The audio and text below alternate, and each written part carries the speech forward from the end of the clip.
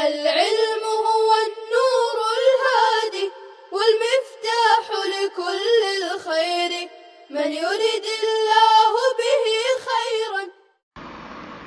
بسم الله الرحمن الرحيم. الحمد لله رب العالمين والعاقبة للمتقين والصلاة والسلام على سيد الأنبياء والمرسلين سيدنا وحبيبنا وحبيب رب العالمين محمد وعلى آله وأصحابه ومن هدى بهديه إلى يوم الدين.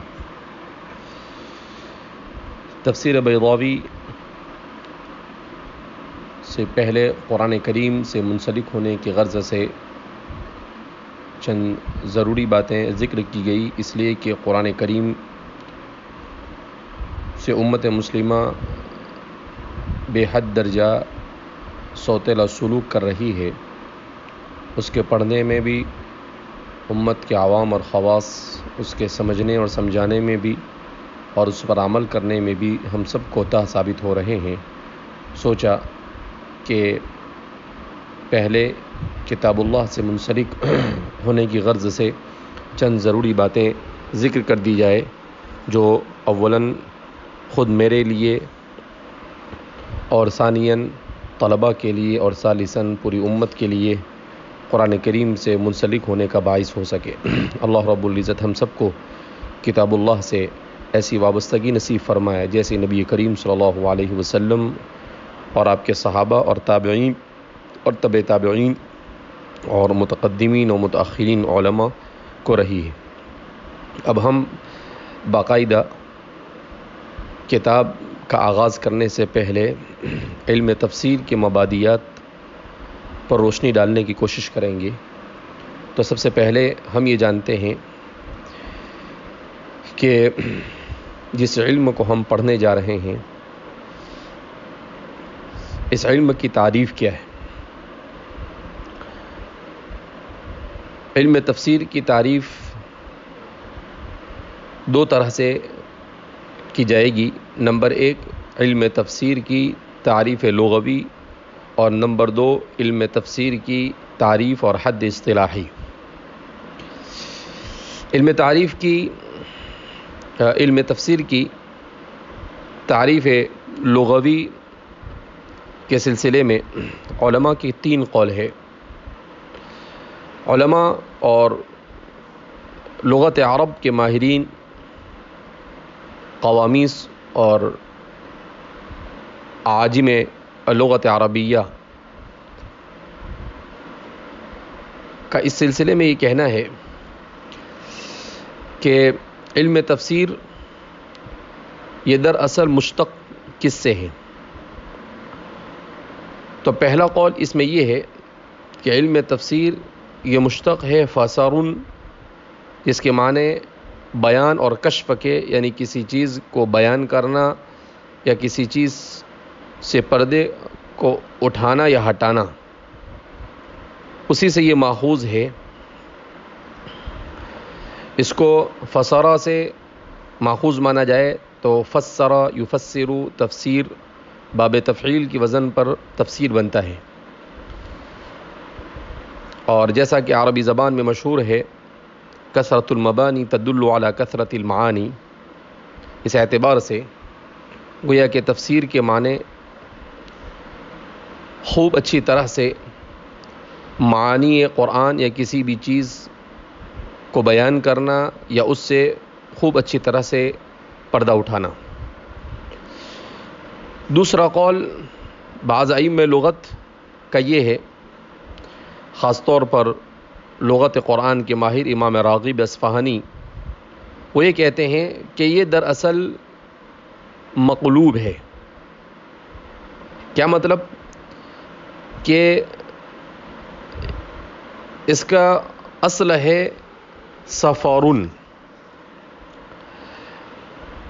سفر اسفر الصبح، جس کے معنی عربی زبان میں آتے ہیں صبح کا روشن ہونا، یعنی صبح نے ہر چیز کو سورج کے نکلنے سے منور کر دیا، روشن کر دیا. قرآن کریم میں بھی اس کا استعمال ہے والصبح اذا اسفر، اور اس صبح کی قسم جب وہ روشنی پھیلا دے، جب وہ روشن ہو جائے. گویا کہ اس کے معنی روشنی کرنے کے آتے ہیں، جس کو کشف معانی کے طور پر یہاں پر استعمال کیا جاتا ہے۔ سفرن یعنی سفر کو بھی سفر اسی لیے کہتے ہیں کہ سفر سے انسان پر حالات منکشف ہوتے ہیں، واضح ہوتے ہیں، طرح طرح کے تجربات اسے حاصل ہوتے ہیں۔ البتہ اگرچہ یہ مشہور ہے مگر یہ مستبعد معلوم ہوتا ہے۔ تیسرا قول یہ ہے کہ تفسیر یہ اصل میں تفسرتن سے مشتق ہے،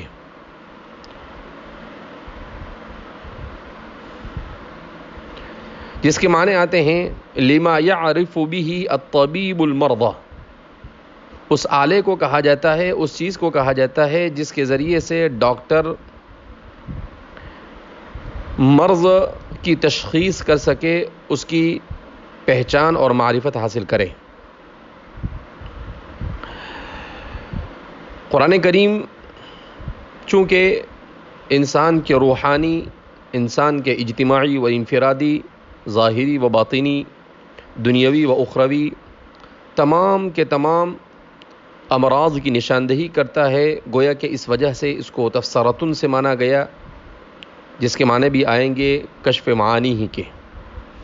بہرحال عام طور پر ائمہ لغت کا رجحان قول اول کی طرف زیادہ ہے کہ اسے یہ دور کے کوڑیاں لگائی جائے اور دور کی چیزیں اس کے سلسلے میں جوڑی جائے، اس سے بہتر یہ ہے کہ بہت زیادہ تکلفات کے بجائے جب آسانی کے ساتھ یہ ممکن ہے کہ اسے فسرون ہی سے مانا جائے اور اس کا معنی حاصل ہو جاتا ہے تو اسی سے ماننا زیادہ بہتر ہے۔ یہ ہوئے تفسیر کے معنی لغوی۔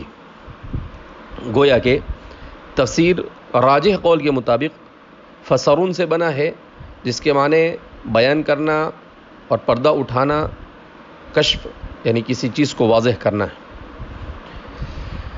تفسیر کے اصطلاحی تعریف۔ اصطلاحاً متقدمین اور متأخرین ہر ایک نے علم تفسیر کی اپنے ذوق کے اعتبار سے مختلف تعبیرات میں تعریف کی ہے۔ بعض حضرات نے اس کی تعریف کی ہے هو علم يعرف به معانی القرآن بحسب الطاقة البشریتی، کہ علم تفسیر دراصل اس علم کو کہا جاتا ہے جس کے ذریعے قرآن کریم کے معانی کی معرفت حاصل ہو انسان کو اس کی اپنی طاقت اور بساط کے مطابق، اس لیے کہ قرآن کریم کلام اللہ ہے۔ مکمل طور پر قرآن کریم کے معانی کا علم انسان کو حاصل ہو جائے، خالق کے کلام کو مخلوق کا اتنے اکمال کے ساتھ اور مکمل طور پر معلوم کرنا بظاہر دشوار ہے۔ اسی لیے تعریف کرنے والوں نے یہ تعریف کی بحسب الطاقة البشریہ، ہر انسان کے اپنے علم، ہر انسان کے اپنی عقل، اپنی فکر اور اپنی کوشش کے مطابق قرآن کریم کے معانی کی معرفت کو علم تفسیر کہا جاتا ہے۔ اسی لیے ہم دیکھتے ہیں کہ اب تک کے قرآن کریم کی ہزاروں نہیں لاکھوں تفسیریں دنیا کی مختلف زبانوں میں لکھی گئی، مگر آپ دیکھیں گے کہ ہر تفسیر میں انسان کو کوئی نہ کوئی نئی بات ضرور ملتی ہے۔ اس سے معلوم ہوا کہ قرآن کریم یہ ایسا کلام ہے جس کے عجائبہ لا تنفذ، جس کے عجائبات کبھی ختم ہونے والے نہیں، اور انسان قیامت تک اس پر مسلسل جد و جہد اور محنت کرتا رہے گا اور اس کے نئے نئے پہلو اس پر منکشف ہوتے رہیں گے۔ بعض حضرات نے علم تفسیر کی تعریف کی ہے هو علم يعرف به معانی کلام اللہ تعالی او الفاظه بحسب الطاقت البشریہ. بہرحال اس تعریف اور اس دوسری تعریف میں کوئی زیادہ فرق نہیں ہے. صاحب عنایت القاضی نے یہ تعریف کی ہے، صرف یہاں پر معانی کلام اللہ کے بعد او الفاظہ کا اضافہ ہے. بعض حضرات نے علم تفسیر کی تعریف کی ہے، خاص طور پر امام تفتازانی کی طرف اسے منسوب کیا جاتا ہے اور ان کی پسندیدہ تعریف ہے هو العلم الباحث عن اصول کلام اللہ من حیث الدلالة على المراد. کہ علم تفسیر اس علم کو کہا جاتا ہے جس میں کلام اللہ کے اصول کی معرفت کے لیے بحث اور سرچ کیا جاتا ہے اور اللہ کی مراد کے قریب قریب پہنچنے کی کوشش کی جاتی ہے. تو اس طرح سے علم تفسیر کی یہ مختلف وہ تعریفات ہیں جو مختلف علماء نے اپنے انداز میں کرنے کی کوشش کی ہے.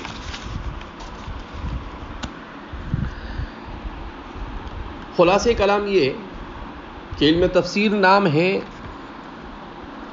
بندے کا کلام اللہ کی مراد اللہ رب العزت اپنے کلام کے ذریعے سے اسے کیا کہنا چاہتا ہے اس کی معرفت کے لیے جد و جہد اور محنت اور کوشش کرنے کا نام علم تفسیر ہے. اس کی تعریف کے بعد ہم جاننے کی کوشش کرتے ہیں علم تفسیر کا موضوع. علم تفسیر کا موضوع کیا ہے؟ علم تفسیر کے موضوع کے سلسلے میں واضح اور آسان بات تو یہ ہے کہ علم تفسیر کا موضوع ہے کلمات القرآن من حیث الوضوح. قرآن کریم کے کلمات وضوح کے اعتبار سے یہ علم تفسیر کا موضوع ہے. یعنی عربی زبان دنیا کی ایک وسیع ترین زبان ہے جس زبان میں ایک ایک کلمے کے لیے دسیوں معنی ہوتے ہیں اور ایک ایک معنی کے لیے دسیوں کلمات ہوتے ہیں. تو ظاہر سی بات ہے انسان کے لیے یہ کام آسان نہیں ہوتا کہ وہ اللہ کی مراد کو بڑی آسانی کے ساتھ معلوم کر لے. اس لیے ہمارے مفسرین کی رائے یہی ہے کہ علم تفسیر کا موضوع اسی چیز کو مانا جا سکتا ہے کہ قرآن کریم کے الفاظ اسی سے علم تفسیر میں بحث کی جاتی ہے. اور جیسا کہ کسی بھی چیز کے موضوع کے بارے میں کہا جاتا ہے کہ کسی بھی چیز کا موضوع کیا ہوتا ہے ما یبحث فیہ عن عوارض ذاتیہ، جس میں اس کے عوارض ذاتیہ سے بحث کی جاتی ہے. تو ظاہر سی بات ہے علم تفسیر میں بحث کی جاتی ہے کلام اللہ کے یعنی قرآن کریم کے کلمات اس کے واضح ہونے کے اعتبار سے کہ کس طریقے سے اس کے کلمات ہمارے لیے واضح ہو جائے. یہ ہو گیا علم تفسیر کا موضوع. علم تفسیر کی غایت کیا ہو سکتی ہے؟ تو جیسا کہ ہمارے یہاں پر مشہور ہے کہ علوم اسلامیہ کی دو غایتیں ہوتی ہیں. ایک تو تمام کے تمام علوم اسلامیہ کی غایت، اور جیسا کہ ہم جانتے ہیں تمام کے تمام علوم اسلامیہ کی غایت ہے حصول سعادت دارین، یعنی دارین کی سعادت اور نیکبختی کا حاصل کرنا. یہ تمام علوم اسلامیہ کی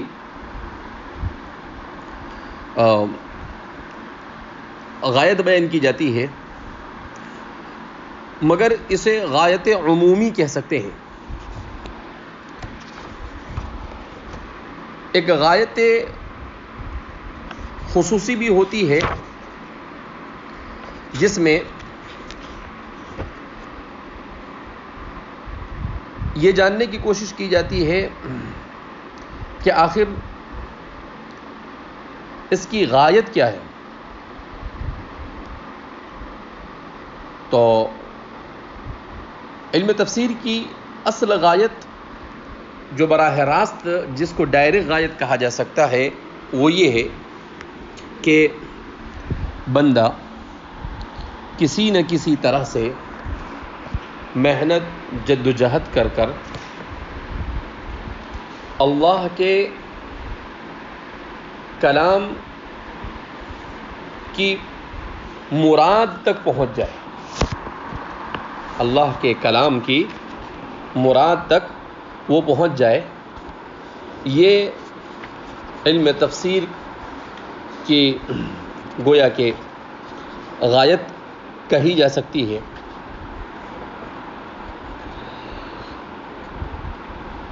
علم تفسیر کیوں کہا جاتا ہے؟ اس کی وجہ تسمیہ.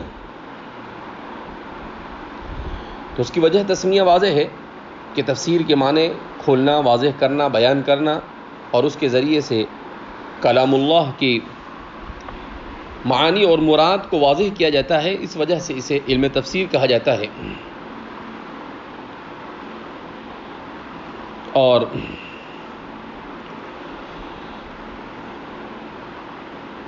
علم تفسیر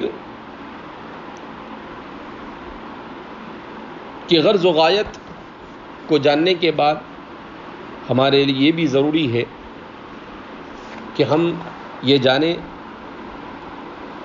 کہ تفسیر اور تأویل میں کیا فرق ہے.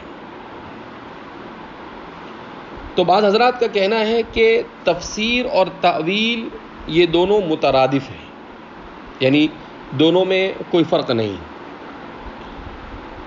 البتہ محققین علماء کا کہنا یہ ہے کہ دونوں میں قدر فرق پایا جاتا ہے. جیسے اس کے درمیان جو بعض فروق بیان کیے گئے ہیں وہ یہ ہے کہ علم تفسیر اور تعویل میں فرق یہ ہے کہ تفسیر کسی چیز کی قطعیت کے ساتھ معرفت کو تفسیر کہتے ہیں، اور تعویل کسی چیز کی ظنی معرفت کو کہا جاتا ہے. اس اعتبار سے دیکھا جائے تو تفسیر گویا کہ خاص ہے اور تعویل یا عام ہے. اسی طریقے سے ایک فرق بعض حضرات نے بیان کیا ہے کہ تفسیر کا تعلق روایت سے ہوتا ہے اور تعویل کا تعلق درایت سے ہوتا ہے. اور ظاہر سی بات ہے دورے میں پہنچنے کے بعد تو روایت اور درایت کو ہم جانتے ہی ہیں. البتہ مسلم کے درس میں اس کے باوجود بھی روایت اور درایت کے فرق کو بیان کیا جائے گا. اسی طریقے سے ایک فرق یہ بیان کیا جاتا ہے کہ تفسیر یہ اب خاص ہو چکا ہے تشریح کلام الہی کے لیے، اللہ کے کلام کی تشریح کے لیے خاص ہے، اور تأویل کا لفظ عام ہے، کلام الہی اور کلام غیر الہی دونوں کو شامل ہے، دونوں پر اس کا استعمال ہوتا ہے. ایک فرق بعض حضرات نے بھی بیان کیا ہے کہ تفسیر اس معنی کو کہا جاتا ہے جو عبارت النص سے معلوم ہو، اور تأویل اس معنی کو کہا جاتا ہے جو اشارۃ النص سے معلوم ہو. تو یہ ہے وہ چند فروق جو اس کے سلسلے میں بیان کیے جاتے ہیں کہ تفسیر اور تأویل میں یہ فرق ہے. اسی کے ساتھ ساتھ علم تفسیر کے طالب علم کے لیے یہ بھی جاننا ضروری ہے کہ مآخذ تفسیر کیا ہے. تو مآخذ تفسیر کے سلسلے میں متأخرین نے بڑی تفصیل بیان کی ہے، جس کو خلاصے کے طور پر یہ کہا جاتا ہے کہ مآخذ تفسیر دو قسم کے ہیں.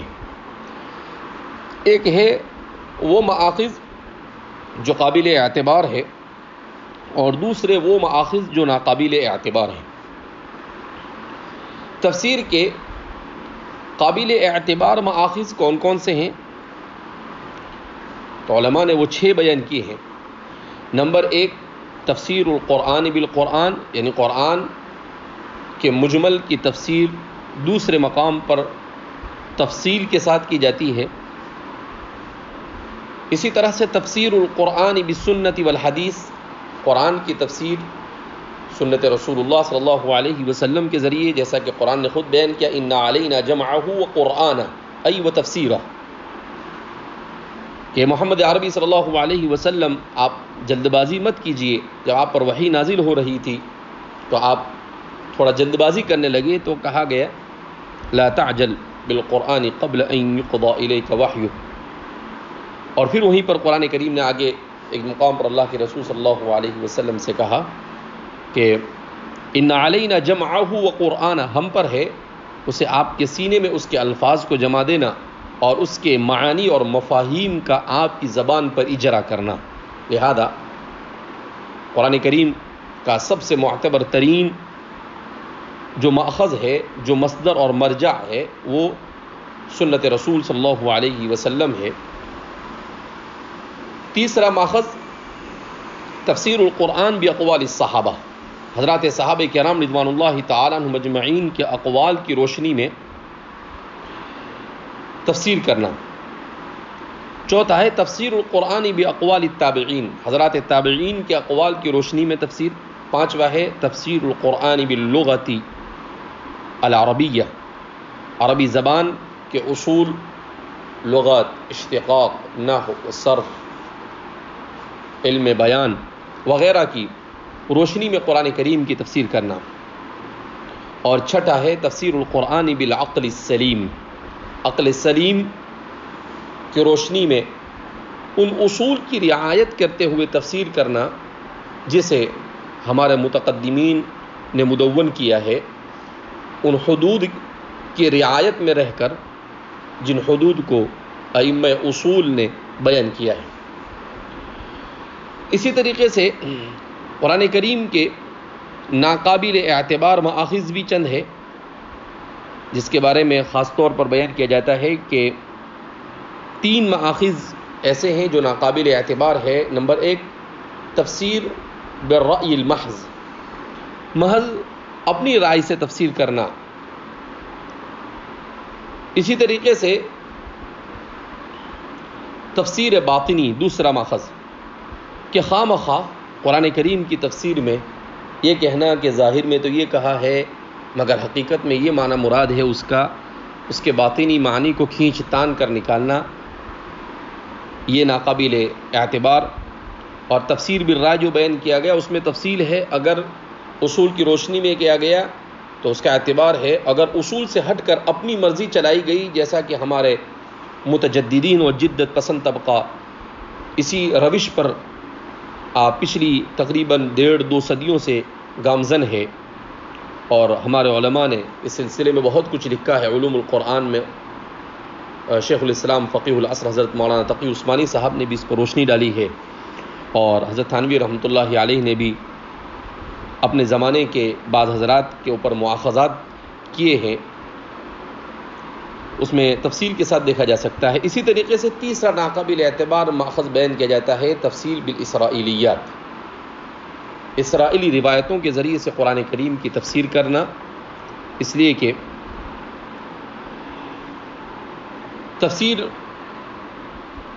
جو ایسی اسرائیلی روایتوں کے ذریعے سے کی جائے جو دوسرے نصوص سے متصادم ہو تو ظاہر سی بات ہے اس کا کوئی اعتبار نہیں. ہاں البتہ اگر متصادم نہ ہو تو اس صورت میں اس سلسلے میں کہا جا سکتا ہے کہ تفسیر لا نصدق ولا نکذب جیسا کہ حدیث میں وارد ہوا ہے. بہرحال یہ تفسیر سے متعلق چند باتیں بیان کی گئی. اب ایک بات رہ گئی ہے کہ تفسیر میں مہارت حاصل کرنے کے لیے کن علوم کا جاننا ضروری ہے اور عربی اور اردو زبان کی قدیم و جدید مشہور تفاسیر کیا ہے، تو انشاءاللہ آئندہ درس میں اس پر تفصیل کے ساتھ روشنی ڈالی جائے گی. اللہ رب العزت ہم سب کو کتاب اللہ سے وابستہ ہونے کی توفیق مرحمت فرمائے اور اس کے حدود میں رہ کر اس کو سمجھنے کی توفیق مرحمت فرمائے. وآخر دعوانا الحمد للہ رب العالمین.